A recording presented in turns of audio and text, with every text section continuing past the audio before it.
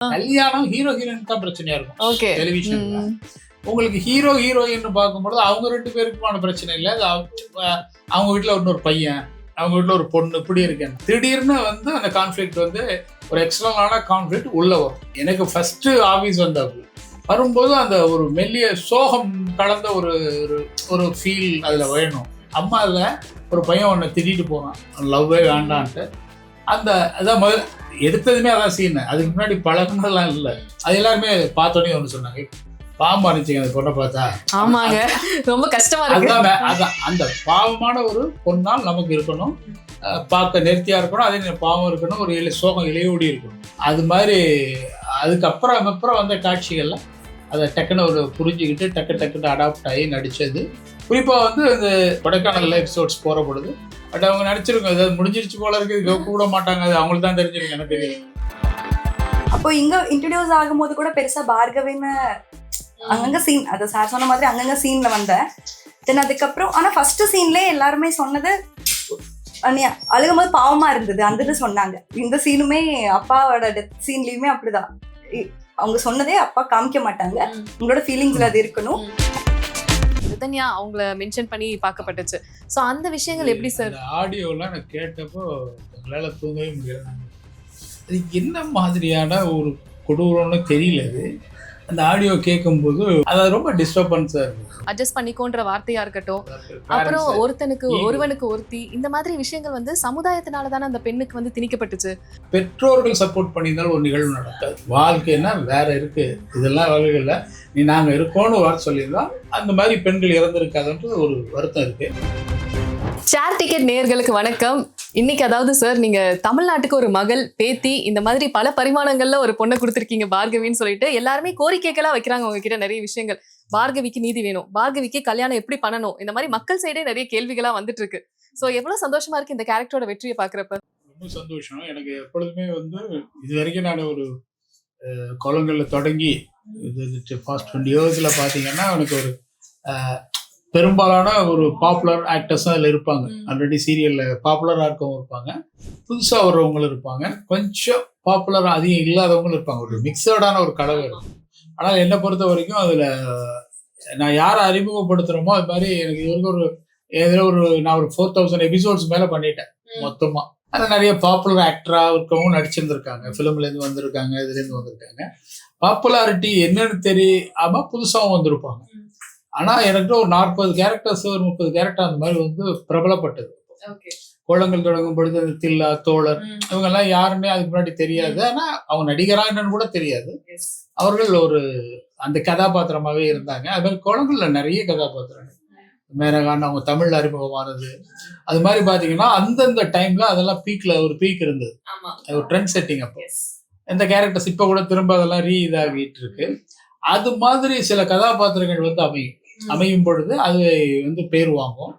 அப்படி வந்து நம்ம எதிர்நீச்சல் ஆரம்பிச்சப்போ பிகினிங்ல இந்த ஜான்ஸ்ராடி, கரிகாலன் கேரக்டர் புதுசா அறிமுகமான, பட் அவங்களது வேற, அவங்க வந்து ஒரு ஹியூமர் கலந்த கேரக்டர். இதை வந்து நான் பிளான் பண்ணி எழுதும் பொழுது, இது யோசிக்கும் பொழுது எனக்கு ஒரு விஷயம் தோணுச்சு. இது என்கிட்ட நிறைய பேர் கேட்டாங்க, ஒன்னும் கல்யாணம் ஹீரோக்கு ஹீரோயின் தானே சார் பிரச்சனையா இருக்கும், உங்க சீரியல்ல பாத்தீங்கன்னா எல்லாமே இல்ல கல்யாணம் ஹீரோ ஹீரோயின் தான் பிரச்சனையா இருக்கும் டெலிவிஷன்ல. உங்களுக்கு ஹீரோ ஹீரோயின் பார்க்கும்பொழுது அவங்க 2 பேருக்குமான பிரச்சனை இல்லை, அவங்க வீட்டுல இன்னொரு பையன், அவங்க வீட்டுல ஒரு பொண்ணு, இப்படி இருக்கேன். நான் சொன்ன பிரச்சனை கான்ஃபிளிக்ட்ங்கிறது என்னன்னா, ஒரு ஸ்கிரிப்டுக்கு வீட்டுக்குள்ள இருந்து வரலாம், வெளியில இருந்து வரலாம், பட் அது மக்கள் மனசை தொடுதா அப்படிங்கிறது தான் முக்கியம். அப்படி பார்க்கும்போது இந்த மாதிரி ஒரு குடும்பத்துக்கு நான் யோசிச்ச பொழுது, ஒரு பொண்ணை இந்த பையன் லவ் பண்ணிடலாம், அது கூட லவ் எல்லாம் காட்டவே இல்லை, எதுவுமே காட்டல. திடீர்னு வந்து அந்த கான்ஃபிளிக்ட் வந்து ஒரு எக்ஸ்டர்னலான கான்ஃபிளிக்ட் உள்ள வரும்போது அது எல்லாத்தையும் புரட்டி போகும். அப்போ இவங்க குணநலன்களுக்கு நேர் எதிரான குணநலன் இருக்கணும் அந்த கதாபாத்திரம். இவங்க எவ்வளவு டார்க்கோ அவங்க அவ்வளவு பியூரா தெரியும். அப்பா அதுக்கு பின்னாடி ஒரு பொண்ணு, அவங்க அம்மா இல்லாம இருந்தா அதுக்கு எவ்வளவு இது இருக்கும். அப்பா ஒரு மியூசிக் டீச்சர் அப்படின்னு ஒரு கிராஃப்ட்ல அது பண்ணப்பட்டது. அது வந்து அப்பாவை நான் யோசிக்கும் போது சில பின்னாடி வரப்போகுது, இந்த பொண்ணு கொஞ்சம் முன்னாடி வரணுங்கும் போது ஒரு நாள் இவங்களை வந்து அதுக்கு முன்னாடி நான் பார்த்ததில்லை, எதையும் பார்த்ததில்லை எனக்கு தெரிஞ்சு. நான் ஏன்னா அவங்க அதுக்கப்புறம் இந்த மாதிரியான போட்டோ இது பண்றாங்கன்னு நான் மாடலிங்ல Okay. இது வெட்டிங் இதுவா ஆமா அது என்னமோ sir. சம்திங் Red look பேர் வரல எனக்கு. அது கூட அப்புறம் சொன்னதுதான். எனக்கு ஃபர்ஸ்ட் ஆபீஸ் வந்தாப்பு வரும்போது அந்த ஒரு மெல்லிய சோகம் கலந்த ஒரு ஒரு ஒரு ஃபீல் அதுல வேணும். அது அப்படியே இவங்கள்ட்ட இருந்தது. ஆனா அது அதோட பார்த்துட்டு ரொம்ப நாள் ஆயிடுச்சு. அதுக்கப்புறம் சரி கொண்டு வரும்போது நம்ம கூப்பிடுவோம். ஒரு நாள் சடனா வந்து நான் இந்த குரம்பேட்டை பக்கத்துல இந்திரா காட்டன் மில்னு ஒன்று இருக்கும். அங்கதான் சரி வர வச்சு ஃபர்ஸ்ட் வந்து முதல்ல பார்த்தாச்சு. அங்க வந்து நம்ம சீன் எடுக்கலாம்னா இந்த பொண்ணுக்கு வந்து ஃபர்ஸ்ட் அந்த பையனா தெரியாது. இந்த பொண்ணு ஒரு ஆள் பர்சனலா பழக்கம் இருக்காது. ரெண்டாவது வந்து கேரக்டர் முந்தின சீனும் கிடையாது. ஓகே ஆனா எடுத்தது பாதிக்கப்பட்ட பொண்ணா காட்டணும். ஓகே ஓகே அவங்க சித்தப்பா அப்ப கூட அதை இன்ட்ரோடக்ஷன் பண்றது ஐடியா இல்ல. பின்னாடி வச்சிருந்தேன். நான் அந்த கதிர் பாப்பாப்ல அந்த பையன் ஒரு பொண்ணோட பேசிட்டு இருப்பான். அந்த பொண்ணு இந்த பொண்ணுக்கு ஃப்ரெண்டுன்னு நான் அவங்கள பிளான் பண்ணி வச்சிருந்தேன். அந்த பொண்ணு இந்த பொண்ணை பத்தி சொல்லுது. அப்புறம் ஏன் வேற யாரையும் காட்டுறது அந்த பொண்ணு நேரடியா காமிச்சிடலாமே அப்படின்னா அது எடுத்து சீன்லாம் அது எடுத்தாச்சு. ஓகே அதுக்கப்புறம் அந்த பாயிண்ட் ஆஃப் வியூல இந்த பொண்ணை கூப்பிட்டு வந்து ஃபர்ஸ்ட் நடிக்க சொல்லும் பொழுது எடுத்ததும் அந்த பொண்ணுக்கு புரியாது இல்லையா. ரொம்ப சிரமம் என்னன்னா ஆஃப் ஓப்பனிங்ல டக்குன்னு ஒரு விஷயம் சொல்லும் போது எல்லாருக்கும் ஒரு கஷ்டம் இருக்கும், ஏதாவது ஒன்று இருக்கும். அப்போ நான் அதுகிட்ட சொன்ன ஒரே விஷயம், இந்த யூனிட்ல உனக்கு எடுத்தது இம்பாக்ட் வராது, திடீர்னு பார்க்குறோம் வராது. அந்த கேரக்டர் பார்த்து ஒன்றும் கோவம் வருதுன்னா அது வர லைஃப்ல ஒரு ஏதோ ஒன்று நடந்திருக்கும்ல, அதை நீ ஏதோ ஒன்று நினச்சிக்கம்மான்னு சொல்லிட்டு அப்புறம் உங்க அம்மா இல்லை அந்த மைண்ட் செட் வச்சுக்க. அம்மா இல்லை ஒரு பையன் ஒன்று திட்டிட்டு போகிறான் லவ்வே வேண்டான்ட்டு. அந்த அதான் முதல்ல எடுத்ததுமே அதான் சீனு. அதுக்கு முன்னாடி பழகுனதெல்லாம் இல்லை, எடுத்தது சீனே அதுதான். இது ஆடியன்ஸுக்கு ரீச் ஆகுமா ஆகாதாங்கிறது வேற. ஆனா நான் எதுக்கு அதை எடுத்தேன்னா அவங்க பாயிண்ட் ஆஃப் வியூல இருந்து ஒரு பொண்ணு, ஆனா அந்த பொண்ணு யாருன்னா ஆடியன்ஸுக்கு ஒரு இது வருது. அந்த கிரியாசிட்டி அப்போ எடுத்ததுதான். எடுத்த ஒரு முதல் ஷாட்டு கொஞ்சம் கொஞ்சம் ஃபிளாட்டா இருந்தது, ஞாபகம் இருக்கு, ஃபிளாட்டா இருந்துச்சு. அப்புறம் தான் நான் சொன்னேன் இதே ஒரு ஃபீலை நினைச்சுக்கோங்க அப்படிங்கும்போது இந்த பொண்ணு அதை நினைச்சுக்கிட்டு அந்த அம்மா அம்மான்னு சொல்லி ஒரு ஃபீல் எடுத்துட்டோம். எனக்கு அதுக்கப்புறம் அது ஓகே இருந்துச்சு. அது எல்லாருமே பார்த்தோன்னே ஒன்று சொன்னாங்க, பாவமா இருந்துச்சுங்க அந்த பொண்ணை பார்த்தா. ஆமாங்க, ரொம்ப கஷ்டமா இருக்கு. அதான் அந்த பாவமான ஒரு பொண்ணால் நமக்கு இருக்கணும், பார்க்க நேர்த்தியா இருக்கணும், அதே பாவம் இருக்கணும், ஒரு சோகம் இளையோடி இருக்கணும். இவர் வந்து உங்களுக்கு சதகசன் மட்டும் சொல்லுவார், உலகில் வந்து ஒரு உலகிலேயே மிக சோகமான அழகிய முகம்னா நர்கீஸ் சொல்லுவேன் அப்படிப்பாரு. நர்கீஸ் ஹிந்தி ஆர்டிஸ்ட், சந்திரகுப்த் இருக்காரு இல்லையா, அவங்க அம்மா. பியூட்டி. ஆனா வந்து பாத்தீங்கன்னா அந்த சோகம் இளையோடிக்கிட்டே இருக்கும். எவ்வளவு அலங்காரம் பண்ணாலும் அந்த கண்ணில் ஒரு சோகம் தெரியும். அதான் நர்கீஸோட ஸ்பெஷல். அந்த நர்கீஸோட போட்டோ நீங்க எடுத்து யூடியூப்ல பார்த்து பாருங்க. அந்த இது எப்படி அலங்காரம் பண்ணாலும் எவ்வளவு பண்ணாலும் அந்த கண்ணில் ஒரு சோகம் தெரியும். அந்த சோகத்துல ஒரு மெல்லி எது இருக்கும் அப்படிங்கிற மாதிரி அந்த தாட்டில் இருக்கணும் அந்த கேரக்டர் அப்படின்னு நினைக்கிறோம். அது மாதிரி அதுக்கப்புறம் வந்த காட்சிகள்ல அதை டக்குன்னு ஒரு புரிஞ்சுக்கிட்டு டக்குன்னு அடாப்ட் ஆகி நடிச்சது. குறிப்பா வந்து இந்த பெங்களூர் கொடைக்கானல் எபிசோட்ஸ் போற பொழுது அதுல வந்து அந்த சீக்வன்ஸ் வரிசையா அந்த காட்சி வந்தது. முதல்ல ஒரு 2-3 சீன் தான். இந்த பொண்ணு வீட்டுக்கு வரும், அந்த பையன்கிட்ட சொல்லலாம், அந்த பையன் திட்டுவான், அப்புறம் அதோட அங்க முடிஞ்சிடும். அதுக்கப்புறம் போலீஸ் ஸ்டேஷன்ல ஒரு சீக்வன்ஸ், திடீர்னு வரும் போலீஸ் ஸ்டேஷன், அங்கே முடிஞ்சிடும். பட் அவங்க நினைச்சிருக்கோம் ஏதாவது முடிஞ்சிருச்சு போல இருக்கு, கூப்பிட மாட்டாங்க, அது அவங்களுக்கு தான் தெரிஞ்சிருக்கு, எனக்கு தெரியும்.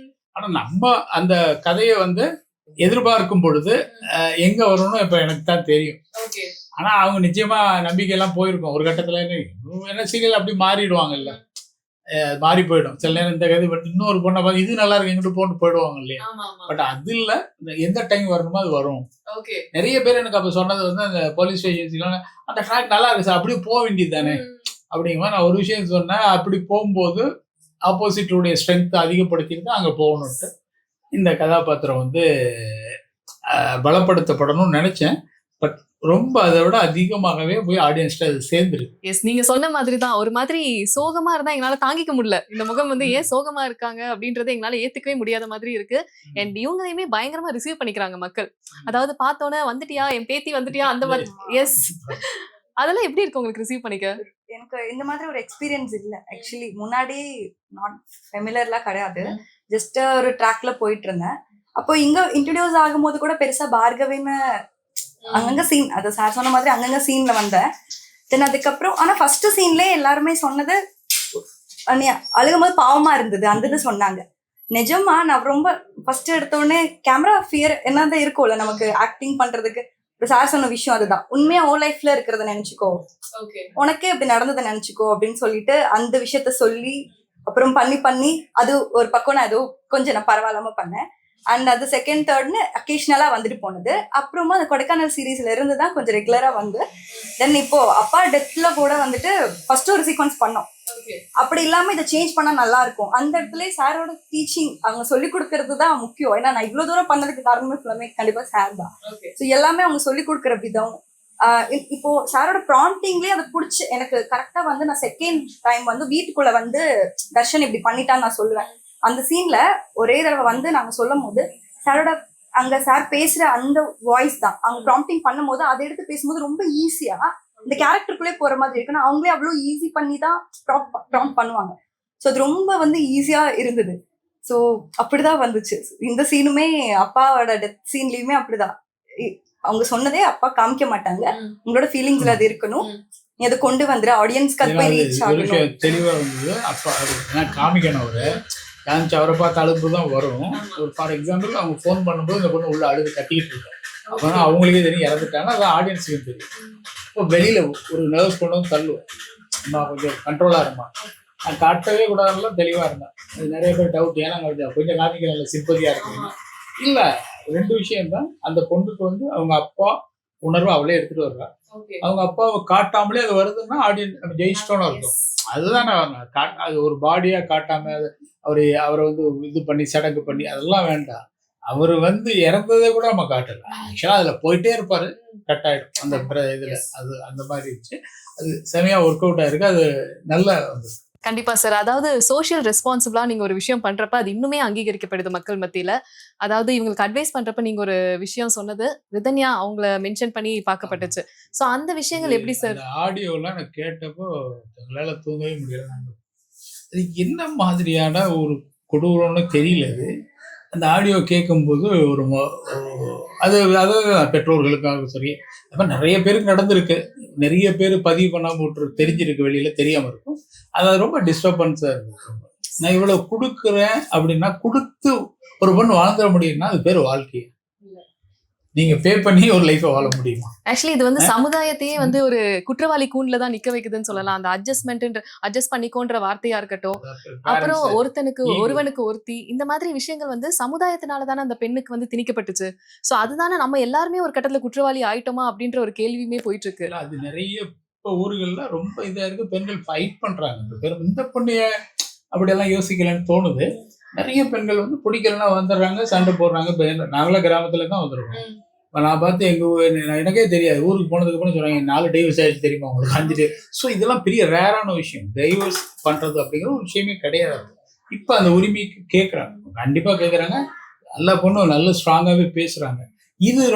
இது என்னன்னா பெற்றோர்கள் சப்போர்ட் பண்ணியிருந்தாலும் ஒரு நிகழ்வு நடக்காது. அதுதான் சொல்றேன். தப்பா நடந்துருச்சு ஒரு விஷயம், ரிசீவ் பண்ண போனா போது விடு, வாழ்க்கைன்னா வேற இருக்கு. இதெல்லாம் வகைகள்ல நாங்க இருக்கோன்னு வர சொல்லியிருந்தா அந்த மாதிரி பெண்கள் இறந்திருக்காதுன்றது ஒரு வருத்தம் இருக்கு. அந்த பெற்றோர்கள் பாவம், அவங்க என்ன பாவம்னு சொல்லக்கூடாது, அவங்க என்ன டியூன் ஆகுறாங்கன்னா வெளியில தெரிஞ்சு அந்த சொசைட்டி நம்மளை எப்படி பார்க்கும். யார் இந்த சொசைட்டி? முதல்ல சுத்தி இருக்கிற 10 சொந்தக்காரன், அவன் கமெண்ட் அடிப்பான், அவன் பேசுவான், அவனால ஒரு பிரயோஜனமும் இருக்காது. ஆனா அதுக்கு பயந்து இந்த பொண்ணு வந்து கஷ்டங்களை பொறுத்துக்கணும் அப்படிங்கிற ஒரு கொடுமை இருக்கு இல்லையா? அதுதான் எனக்கு கேட்டது மரணத்திற்கு காரணம்னு நினைக்கிறேன். கொடுமை போய் கூட ஃபேஸ் பண்ணிட்டு வந்து சண்டை போட்டு வந்திருக்கலாம், இல்லை ஒரு கம்ப்ளைண்ட்டை கொடுத்துருக்கலாம். அவ்வளவு தூரம் தெளிவா ரெக்கார்ட் பண்ணதுன்னா அந்த பொண்ணு தண்டிக்கப்படணும்னு தானே நினைக்கிறாங்க, ஏதோ உலகத்துக்கு சொல்லணும்னு தான் நினைக்குது. ஆனா ஏன் இருந்து ஃபைட் பண்ணலன்னா, ஃபைட் பண்ணி இருந்தா என்ன பண்ணிருப்பாங்கன்னா பேரண்ட்ஸே ஒரு கட்டத்துல இந்த மாதிரி யாரையும் அசிங்கப்படுத்திக்கிறேன்னு கேட்டிருப்பாங்க, நீ எதுக்கு பண்ணிட்டு இருக்க. அதை தாண்டி அதெல்லாம் பொறுத்து ஒரு பொண்ணு இறந்து போறா அப்படிங்கிற ஒரு விஷயம் இருந்துச்சு. எனக்கு அந்த கோலங்கள்ல நிறைய சோசியல் தாட்ஸ் வச்சுக்கிட்டே இருப்பான். ஒரு கேரக்டரே அதுக்காக வச்சிருந்தோம். பேசுறது வெறுத்த அரசியல்லாம் பேசியிருக்கோம். அது புரியுதா புரியலையாங்கிறது வேற விஷயம். மக்களுக்கு பாதி சேரும் பாதி சேராம இருக்கும். எனக்கு எதிர்நீச்சல் வந்து அப்போ சமூகத்துல பெண்கள் வந்து படிச்ச பெண்கள் அந்த அடுப்படையில் அடங்கிடக்கூடாதுங்கிறதா கதை. அதுவே ஒரு சோசியலான விஷயம் தான்.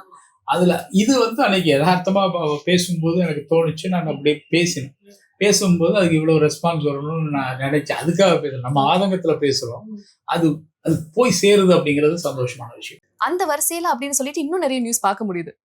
சோ இவ்வளவு நாள் அது மறைக்கப்பட்டதா, இல்ல ஏன் அது யாருமே பேசல? இப்ப அந்த வரிசையிலன்னு சொல்லி அதை பாக்குறப்ப எப்படி இருக்கு? அதை வந்து நியூஸாவே சொல்றாங்க, அவங்க வரிசையில ரிதன்யா வரிசையில இந்த மாதிரி ஒரு நியூஸ் அப்படின்னு சொல்லி வரிசையா வந்துட்டே இருக்கு. ஆமா, அதெல்லாம் ஏன் பேசப்படல அப்படின்னு அவங்களே பெருசுபடுத்தாம அதை அமைக்கிறாங்க. பெற்றோர்களோ சார்ந்தவர்களோ அசிங்கம் நினைக்கிறாங்க. அதாவது என் கூட வாழ்றதுக்கு காசு கொடுன்னு கேட்கறது அசிங்கம் இல்லை. ஏப்பா காசு தான் கொடுத்தேன் என்னைய குடும்பப்படுத்துறேன்னு சொல்லி ஒரு பொண்ணு வந்து வீட்டுல வந்து இருந்தா அது அசிங்கம். எது அசிங்கம் அப்படின்றதுதான் இங்க ஒரு பெரிய கேள்வியாவே இருக்கு. அசிங்கப்பட வேண்டியவெல்லாம் அசிங்கப்படல. இது எனக்கு தெரியல அவனுங்களுக்கு. இந்த சில நிறைய பசங்க எல்லாம் எதுக்காக அவனுங்களுக்கு பாவம் அவங்க பாவம் படிக்க வைக்கிறாங்க, அவங்களும் படிக்கிறாங்க, வசதி இருக்கு இவ்வளவுக்கு அவங்களுக்கும். வேற என்ன எதிர்பார்க்கிறாங்கன்னா உண்மையான அன்பு காதல் இல்லை, அதான் பிரச்சனை. சடங்கு சம்பிரதாயமா அவனை பண்ணிக்கிறது பெனிஃபிட் அடைய நினைக்கிறாங்க. நீ இதை கொண்டுட்டு வா, நான் அதை கொண்டுட்டு வரேன். இது வந்து அந்த எனக்கு தெரியும் அந்த வட்டார சமூகத்தினுடைய இந்த வட்டாரம் இருக்குல்லையா, அந்த இந்த அடர்த்தியான சமூகம் மையம். ஒரு ஏரியாவுக்குள்ள போயிட்டீங்கன்னா அந்த கம்யூனிட்டி அதிகம் அடர்த்தியா இருக்கும்.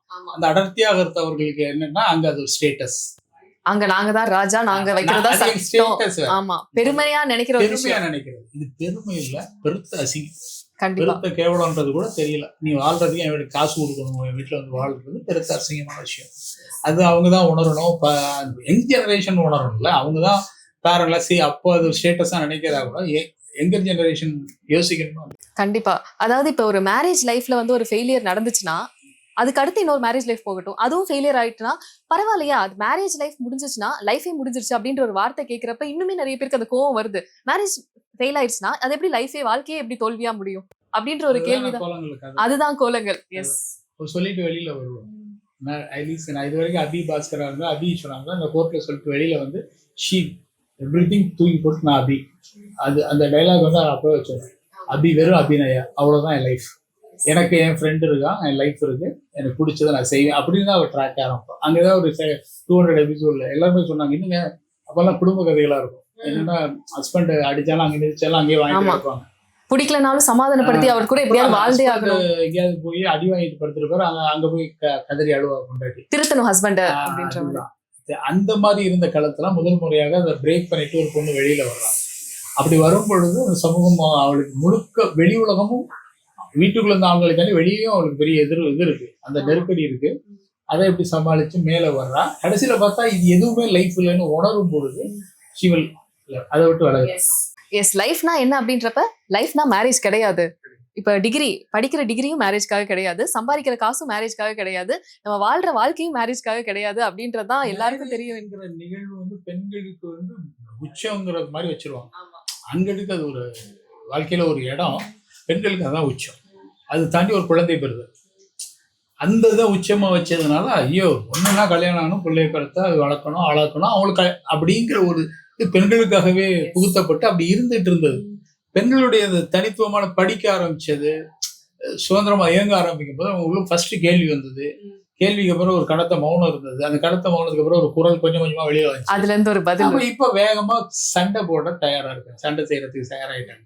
அப்போ ஆட்டோமேட்டிக்கா இது வந்து நிறைய நிகழ்வுகள் நடக்குது, நிறைய டிவோர்ஸ் நடக்குதுன்னா ஏதோ நியாயம் பேசப்படுகிறதுன்னு அர்த்தம். ஆக்சுவலி டிவோர்ஸ் வந்து நார்மலைஸ் பண்ணணும் அப்படின்ற ஒரு விஷயம் இருக்கு இல்லையா சார்? டிவோர்ஸ் அப்படின்றது நார்மலைஸ் பண்ண வேண்டிய ஒரு விஷயம். அந்த மாதிரி நீங்க பாக்குறப்ப இந்த விஷயங்கள்லாம் நார்மலைஸ் பண்ணியே ஆகணும் அப்படின்னு சொல்லி உங்களுக்குள்ள ஒரு கோவம் இருக்கும் இல்லையா? அந்த மாதிரி என்னென்ன விஷயங்கள்லாம் பாக்குறீங்க? பழமைவாதமும் இதுவும் மீட் பண்ற இடம் அது. நவீன இன்னைக்கு இருக்க ஜெனரேஷனும் பழைய ஜெனரேஷன் மீட் பண்ணும்போது இவர்களுக்கு இது அசிங்கம், இவர்களுக்கு இது ஒரு ப்ராசஸ். லைஃப்ல எனக்கு தப்பு நடந்துருச்சு, ஒரு சர்ஜரி மாதிரி, ஒரு காயத்துக்கு மருந்து போடுற மாதிரி ஒரு ப்ராசஸ் இவங்களுக்கு.